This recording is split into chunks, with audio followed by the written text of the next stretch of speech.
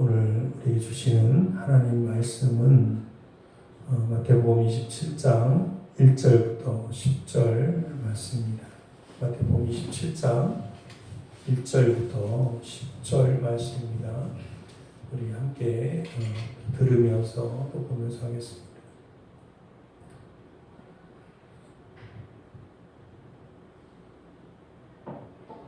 제27장 새벽에 모든 대제사장과 백성의 장로들이 예수를 죽이려고 함께 의논하고 결박하여 끌고 가서 총독 빌라도에게 넘겨준다. 그때 예수를 판 유다가 그의 정죄됨을 보고 스스로 뉘우쳐 그 은 30을 대제사장들과 장로들에게 도로 갖다 주며 내가 무지한 피를 팔고 죄를 범하였도다. 그것이 우리에게 무슨 상관이냐? 내가 당하라. 유다가 은을 성소에 던져놓고 물러가서 스스로 목매어 죽은지라. 대제사장들이 그 은을 거두며 이것은 핏값이라. 성전부에 넣어둠이 옳지 않다. 의논한 후 이것으로 토기장에 밭을 사서 나그네의 묘지를 삼았으니 그러므로 오늘날까지 그 밭을 피밭이라 일컫느니라. 이에 선지자 예레미야를 통하여 하신 말씀이 이루어졌나니 그들이 그 가정 매겨진 자, 곧 이스라엘 자손 중에서 가정 매긴 자의 가족, 곧 은 30을 가지고 토기장의 밭값으로 주었으니 이는 주께서 내게 명하신 바와 같으니라. 예수께서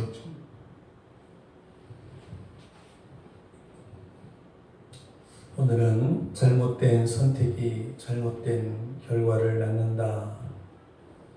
잘못된 선택이 잘못된 결과를 낳는다 라는 제목으로 하나님 말씀 보도록 하겠습니다. 우리가 예수님의 인생을 생각해 보면 여러분 어떤 생각이 드십니까? 아니 예수님의 인생이 아니라 각자의 나의 인생, 나의 삶을 생각해 보면 내 인생은 이런 것 같다라는 생각이 들죠. 근데 우리가 예수님의 인생을 생각해 보면 예수님이 이 땅에 오셔서 참 수모로운 그런 인생을 사신 게 아닌가 그런 생각이 듭니다. 예수님이 태어나실 때도 그렇게 구차할 수가 없었어요. 그죠? 예수님 어디로 오셨습니까? 누구도 알아주지 않는 말구유로 오셨어요. 여러분 중에 말구유에서 태어나신 분 계십니까? 네. 적어도 저 나이 정도 되면 병원은 안 갔더라도 집에서 산모가 와서 누군가가 와서 애를 받아줬을 거예요. 저도 아마 그랬을 것 같아요. 근데 예수님은 그렇게 초라하게 태어나셨어요. 그리고 일생이라 봐야 33살밖에 살지 않는 짧은 인생을 사셨습니다. 또 그 인생도 얼마나 구차하게 살았습니까? 예수님이 한 번에 이런 얘기를 했어요. 참새도 제 집이 있고 보금자리가 있지만 나는 오늘 밤 내 머리 둘 곳도 없다. 아마 이 말씀 기억하실 거예요. 여러분 이 말씀 이 한마디가 얼마나 예수님의 일생이 얼마나 정말 구차했는지 말해주는 가장 적절한 표현이 아닌가 생각합니다. 예수님의 인생은 그렇게 초라했어요. 자, 오늘 본문도 보세요. 주님은 밤새 고초를 당하십니다. 우리 1절과 2절을 한번 볼까요? 우리 1절, 2절 한번 크게 읽겠습니다. 시작.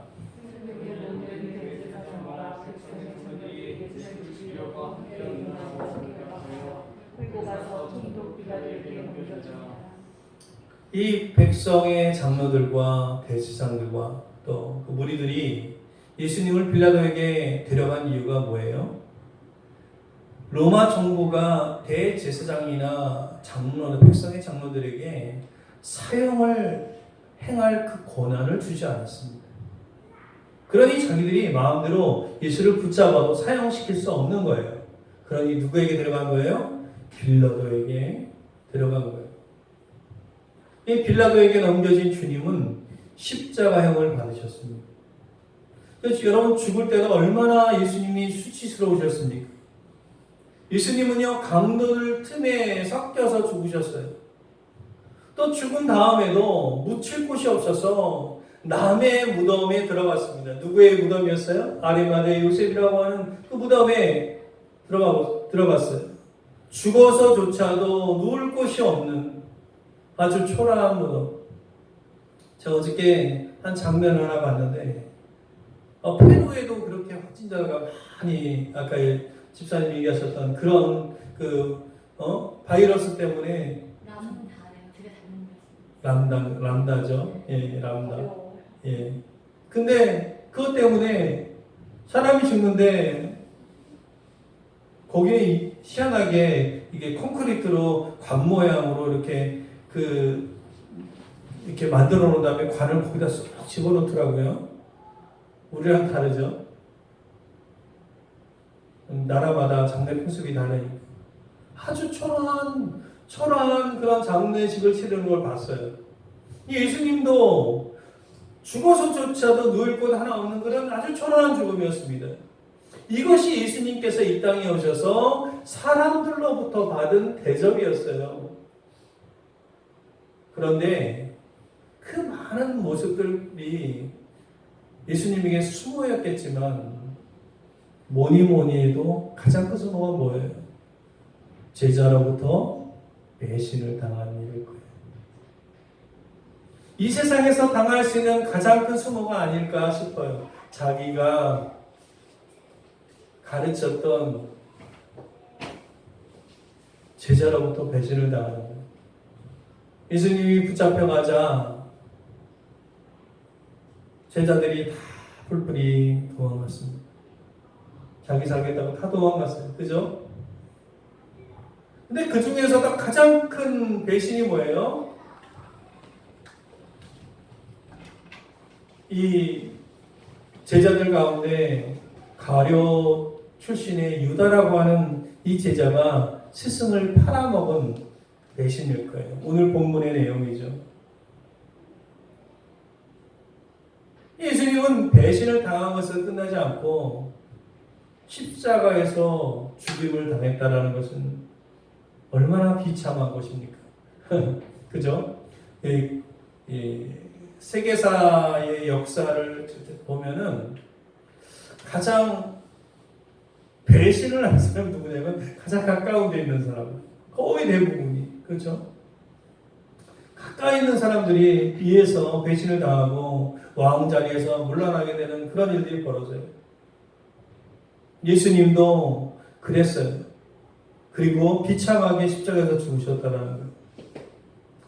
여러분, 가룟 유다가 이렇게 대제사장과 또 백성의 장로들이 예수님을 재판하는 과정을 지켜봤을 거 아니에요?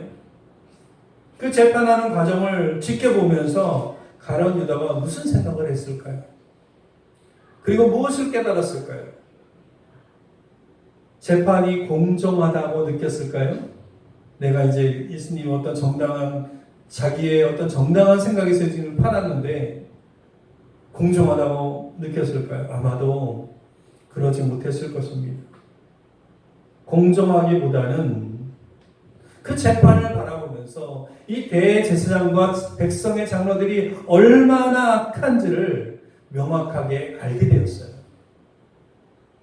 그리고 자신이 행한 짓이 그제서야 악한 짓이었다라는 것을 알게 되었다라는 거예요. 그래서 다음과 같은 행동을 하죠. 3절과 4절 말씀이에요. 뭐라고 이야기해요? 그때에 예수를 판 유다가 그의 정죄됨을 보고 스스로 뉘우쳐 이렇게 얘기하고 있어요. 그러니까 그가 그 재판을 바라보면서 내가 잘못했구나라는 걸 깨달은 거예요. 그리고 스스로 정죄했다.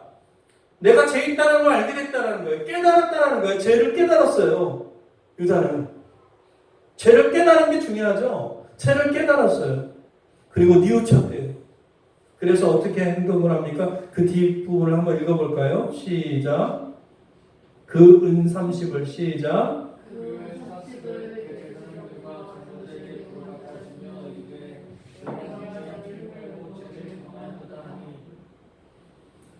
그 다음에 행동이 뭐냐면 뉘우쳐서 그 은30을 가지고 제사장에게 갖다 주면서 이야기하죠. 뭐라고 얘기해요?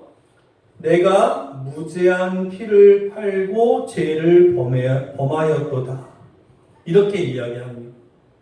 이에 대한 대제사장과 이 장로들의 반응이 뭐냐면 이 4절 후반부에 보면 이렇게 이야기하고 있어요. 그들이 이르되 그것이 우리에게 무슨 상관이냐? 네가 당하랴? 이렇게 이야기하고 있습니다. 아마 가룟 유다는 처음에는 자신의 행동이 정당하다고 생각했을 거예요. 자신이 예수님을 팔은 그 행동이 정당해. 나는 당연히 팔 수 있어 라고 생각했을 거예요. 예수님을 팔 때는 자신이 죄가 있다는 것을 알지 못했을 거예요. 그러나 이렇게 저지르고 나니까 이제서 그리고 그 재판하는 과정을 보니까 뭐가 잘못했구나. 그래서 어떤 행동을 하는 거예요? 내가 받은 돈을 은30을 받았잖아요. 이 은30을 받은 걸 갖다 주면 되겠구나. 그래서 갖다 주면 되겠다는 어떤 착각을 가지고 갖다 줬는데 제사장은 받지 않습니다. 자기가 내가 무죄한 죄의 피를 팔고 죄를 범했다고 그리고 그렇게 해명했지만 아무 소용이 없는 거예요. 오히려 제사장과 그 백성의 장로들은 뭐라고 이야기해요? 우리에게 무슨 상관이냐? 내가 당하랴? 이렇게 얘기해요. 이 얘기는 뭐냐면 지금 이 문제는 예수님을 팔았다는 이 문제는 너의 문제라는 거예요. 그대의 문제라는 거예요. 이 말은 대제사장과 장로들은 그 일에 상관이 없다는 얘기예요. 네가 팔았기 때문에 온 거 아니냐라는 거예요. 얼마나 악한 사람들입니까? 그러나 그 대제사장과 이 장로들의 말이 틀리지 않았어요. 그 말은 틀리지 않았어요. 이 문제는 누구의 문제예요, 지금? 예수님 판 문제는 바로 가룟 유다의 문제인 것입니다. 그가 하나님 앞에서 해결해야 할 문제라는 거예요. 하나님 앞에서. 사랑하는 성도 여러분, 누구나 아주 중요한 얘기인데 누구나 하나님을 대면하고 해결할 것을 예측하고 선택해야 할 때가 올 거예요. 누구나, 우리 모두에게. 여러분, 그 순간에 어떻게 하느냐, 어떤 선택을 하고 어떤 판단을 하느냐가 중요할 것입니다. 그래서 사랑하는 성도 여러분, 우리도 가룟 유다가 왜 이런 행동을 했을까? 가룟 유다는 착각에 빠졌던 것 같아요. 우리도 가룟 유다 같은 착각에 빠지면 안 될 것입니다. 여러분, 세상이 악합니까? 세상은 악합니다. 세상 악해요. 얼마나 악한 줄 아세요? 자기가 악한데도 자기가 선한 줄 생각하고 그렇게 뻔뻔하게 얘기하는 게 세상이에요. 요즘 세상에 우리나라에서 이게 뉴스에 많이 올라오는 이름 하나가 있어요. 줄리 들어보셨어요? 줄리? 얼마나 세상이 악한지 몰라요. 아프가니스탄에 미군이 주둔해서 전쟁을 벌였죠. 근데 미군이 지난주에 떠났어요. 그 아프가니스탄을. 근데 떠날 때는 어떻게 떠났는지 아세요? 정부 관계자들도 알지 못하게 떠났어요. 미군들이. 그냥 철수해버렸어요. 그러니 어떻게 돼요? 이제는 그 아프가니스탄의 탈레반들이 이제 무서우니까 군인들이었던 사람들도 탈레반으로 가고 탈레반들이 이제 정부를 이렇게 잠식해 나가고 있는 그런 단계인 거예요. 세상은 악합니다. 전에도 한번 얘기했지만 이디오피아의 대통령이 부족 말살 정책으로 막 사람들을 죽인다고 얘기했죠. 그런 일이 지금 벌어지고 있어요. 남미의 나라들은 마피아들 때문에 골머리를 앓고 있습니다. IT 대통령은 암살을 당했습니다. 여러분, 세상은 악한데 우리 그리스도인들이 정신을 차려야 돼요. 세상은 악한데 다 치우쳐 악을 행하는데, 그래서 지도자가 되고 높은 위치가 되면 인간의 본성상 악을 행하는 게 심해지는데, 그래서 종교 지도자들, 정치 지도자들이 이권을 가지기 시작하면 악으로 다름질하잖아요. 여러분, 중세시대 때가 그랬잖아요. 교황이 그랬고. 근데 그리스도인들이 너무 순진한 거예요. 세상이 악하다는 것을 알아요. 그리고 악에게 지어서도 안 되고 악의 유혹에 넘어가서도 안 된다는 거예요. 아멘입니까?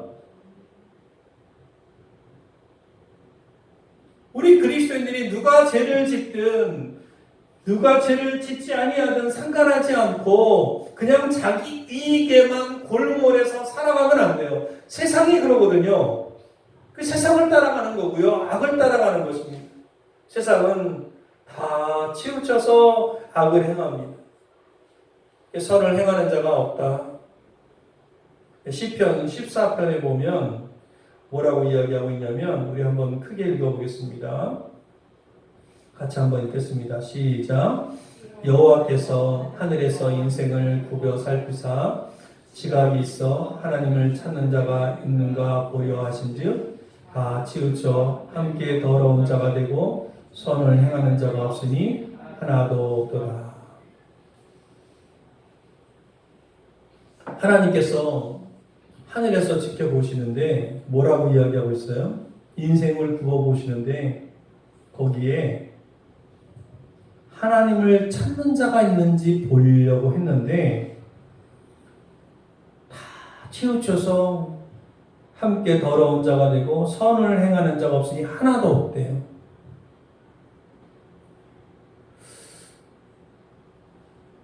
여러분, 가룟 유다라고 세상이 약하다는 걸 몰랐을까요? 저는 이렇게 생각해요. 가룟 유다도 알았을 거다. 그 대제사장과 장로들이 악하다는 거 어느 정도는 알았을 거다. 근데 왜 그렇게 했냐? 아마도 가룟 유다는 그들을 이용하려 했지 않았을까 하는 생각이 들어요. 그러니까 한마디로 얘기해서 가룟 유다는 악한 세상을 이용하려 했다라는 거예요. 근데 그러다가 자신이 약해진 거예요. 여러분, 가룟 유다의 출발은 참 좋지 않았습니까? 처음엔 용기도 있었고 꿈도 많은 젊은이였습니다. 그 꿈을 펼쳐보겠다고 고향을 떠나서 예수님을 따라다녔어요. 거기까지 좋았죠. 그러나 그는 그 악한 세상에 물들어서 악해졌어요. 그리고 스승을 배반하고 예수님이 팔았어요. 그는 잘못된 행동을 하고 잘못된 판단을 하고 이제 그 은을 받아주지 않자 어떤 행동을 합니까? 5절에 보니까, 자, 이제 충격적인 장면이 나오죠? 한번 읽어보겠습니다. 시작.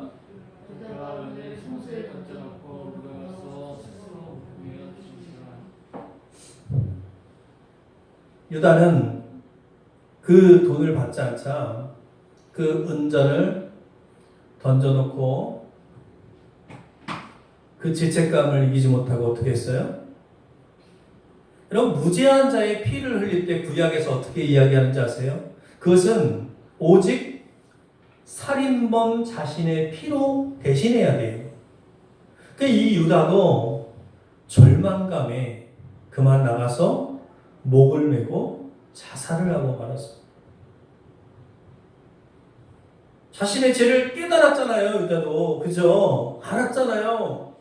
그래서 심한 충격을 받았어요. 그래서 이 죄를 어떻게 해결할까 생각하다가 구약의 그 율법을 따르기로 했을지도 몰라요. 그 절망감에 자신을 포기했을지도 몰라요. 자학을 선택한 거예요. 여러분, 가장 자학하는 게 뭐예요? 자살 아니에요? 목숨을 끊는 길을 선택한 거예요. 자신의 문제를 어떻게 해결했어요? 자신의 문제를 가장 어리석은 방법으로 해결한 거예요. 가룟 유다가 이렇게 착각 가운데 계속 선택을 하고 판단합니다. 결과는 뭐예요? 스스로 생명을 단축한 것입니다. 여러분, 자학이 지나치면 어떻게 돼요? 자살로 가는 거예요. 자살하는 사람들의 공통된 심리가 뭐냐면 내가 자살함으로 다른 사람을 괴롭게 하겠다 라는 게 있고, 또 한 가지는 너무 괴로우니까 자살하죠. 근데 그것이 가장 파괴적이고 가장 어리석은 길이라는 거예요. 유다는 그 어리석은 길로 가고 말았다는 것입니다. 그래서 유다가 자살하기 위해서 끈에다가 목을 맸어요. 근데 어떤 일이 일어났어요? 이 본문에는 나오지 않지만 사도행전 1장 18절에 보면 나오죠. 한번 읽어보겠습니다. 시작. 이 사람이 불의의 상으로 밭을 사고 후에 몸이 곤두박질하여 배가 터져 창자가 다 흘러나온지라. 사도행전의 이 말씀을 보니까 그의 온몸이 어떻게 되었어요? 줄이 끊어져서 아래로 곤두박질했습니다. 그리고 그의 배가 터졌어요. 그리고 그 배에 있는 창자가 다 쏟아졌습니다. 그 모습이 어떻게 해요? 비참하죠? 얼마나 비참한 죽음입니까? 여러분, 사람은 죽을 때 잘 죽어야 돼요. 잘 죽어야 합니다. 잘 죽어야 돼요. 이 말의 의미를 잘 이해하셔야 돼요. 여러분, 사람은 죽을 때요, 모양새 있게 죽어야 돼요. 제가 이 어떤 겉모습을 이야기하는 게 아니에요. 저희 부모님이 돌아가실 때 보니까 겉모습은 모양새 있지 않아요. 겉모습은 자신의 의지대로 아무것도 못해요. 아무것도 못해요. 자신이 어떤 모습을 갖고 있는지도 모르실 거예요. 제가 이야기하는 것은 그 모양새라고 하는 것은 그 삶의 모양새를 이야기하는 거예요. 사람은 죽을 때 잘 죽어야 돼요. 명분 있게 죽어야 된단 말이에요. 고상하게 죽어야 된다는 거예요.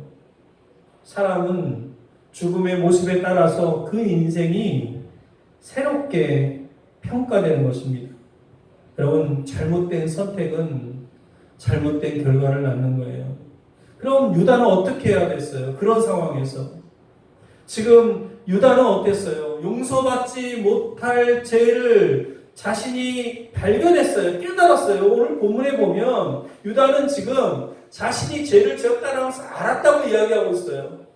그 절망과 좌절과 자기 모멸감에 실을 떨게 된 이 가룟 유다는 어떤 것을 선택해야 했어요? 여러분, 우리가 이것에 있어서 우리가 먼저 알아야 할 사실이 있습니다. 유다를 포함한 세상 모든 사람이 죄인이라는 사실이에요. 아멘입니까? 여러분, 세상 모든 사람은 죄인입니다. 그 사실에는 예외가 없어요. 여러분, 사실 유다는 주님을 팔아버린 그 일을 통해서 자신이 모습이 얼마나 추악한지를 그 실체를 알았지만 누구의 실체도 알았어요? 대제사장과 장로들의 실체도 알았어요. 그러니 세상 모든 사람은 악하구나. 오직 내가 예수님을 팔아도 그냥 지켜만 보시는 우리 주님만이 선하셨구나 라는 것을 깨닫고 주님께 나아가 회개할 수 있는 너무나 좋은 기회였어요. 그죠? 누가복음 5장 32절 말씀인데요. 우리 이 말씀 읽고 마칠 거예요. 자, 한번 읽어보겠습니다. 우리 크게 한번 읽겠습니다. 시작.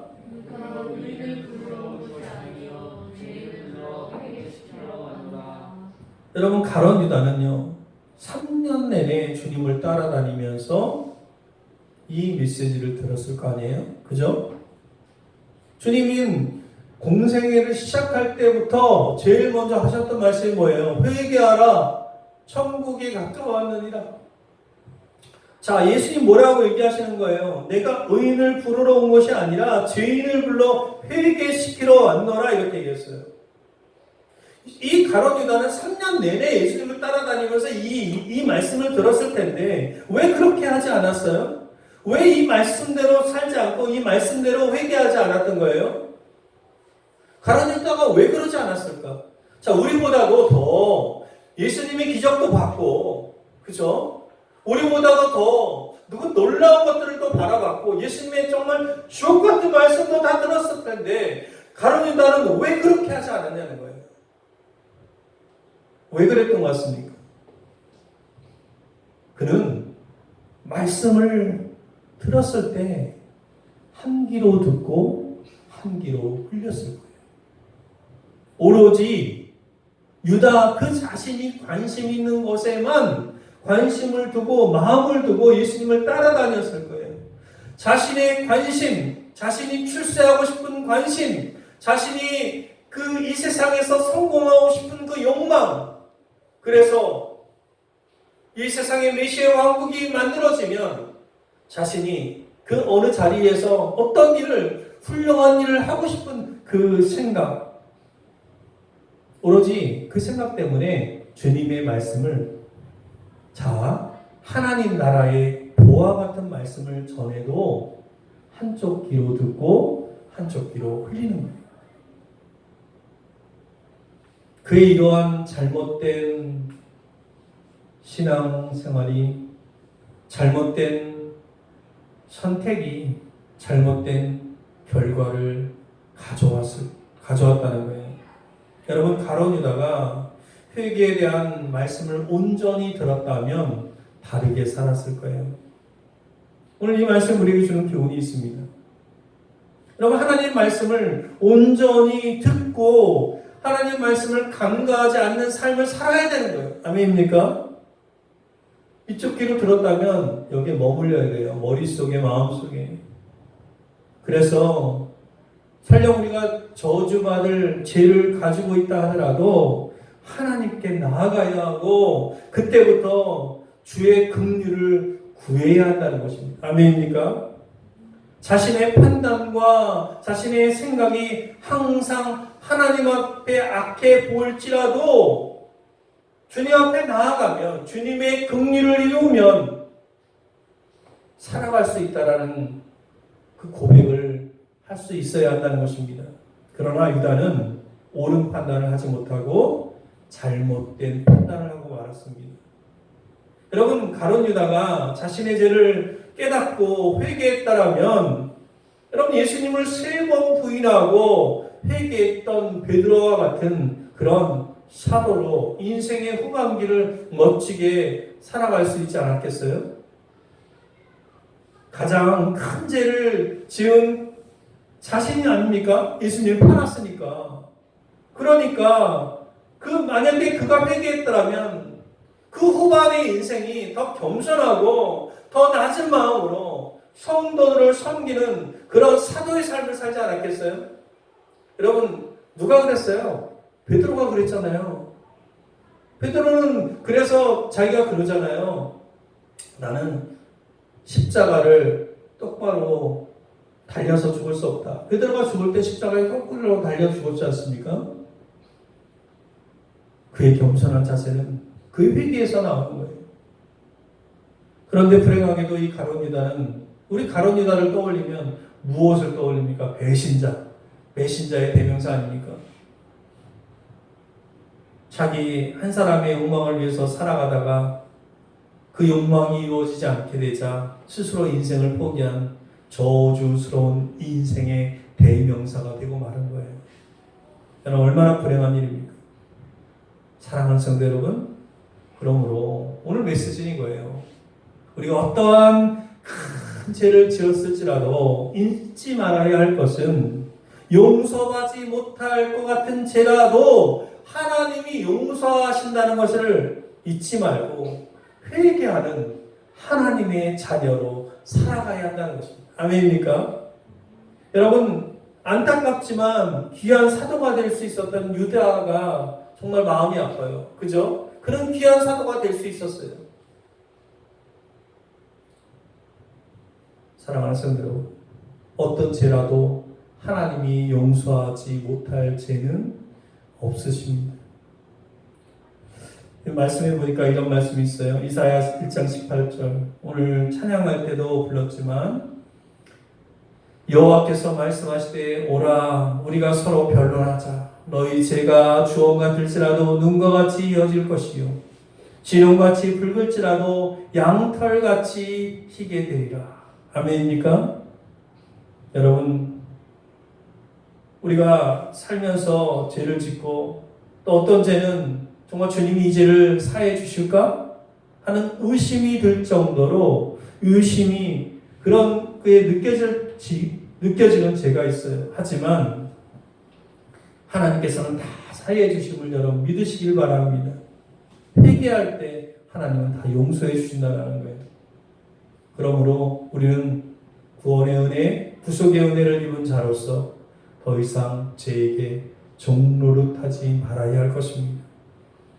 만일 죄를 지었다라면 회개하고 고백하고 죄사함을 구해야 할 것입니다. 그렇게 될 때 하나님께서는 우리를 모든 죄에서 모든 불의에서 건져주시고 또 깨끗하게 하여 주실 것입니다. 이제 새롭게 시작하는 이번 주 한 주도 죄에서 해방된 가벼운 마음으로 기쁨이 충만하고 주님께만 영광 돌리는 하루하루가 다 되기를 주님의 이름으로 간절히 축원드립니다. 우리 한번 같이 기도하겠습니다. 이 시간 잠깐 1분간 기도할 때 잘못된 판단으로 살지 않도록 주님 인도하여 주옵소서. 긍휼의 하나님을 바라볼 수 있게 하여 주옵소서. 우리 같이 한번 한 마음으로 기도합니다.